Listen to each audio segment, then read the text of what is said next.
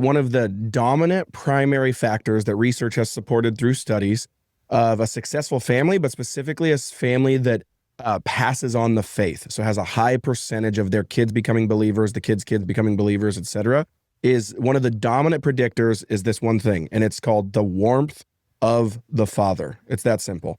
And I love that phrase, the warmth of the father.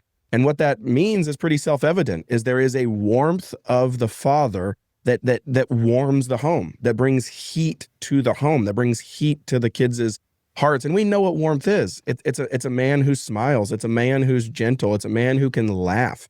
It's a man who can joke. It's a man who's pretty sturdy and confident in himself. It's usually a man who's competent and has a ton of skills. And there's a warmth about that man, meaning they're approachable. Like when you think of Jesus, one dominant thing that usually people think of is he was warm. He was warm. He had a warmth about him. Now, he wasn't probably warm to the Pharisees. I think that's an interesting point.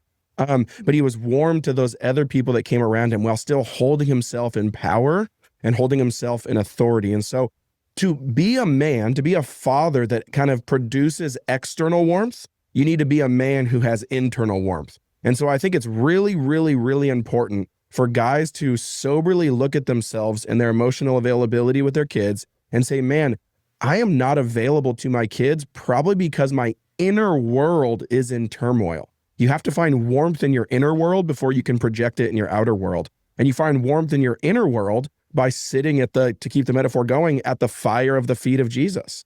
Right? It's not a coincidence that when Moses comes down off the mountain and he comes back down off the mountain, he's glowing. There's like a heat about him.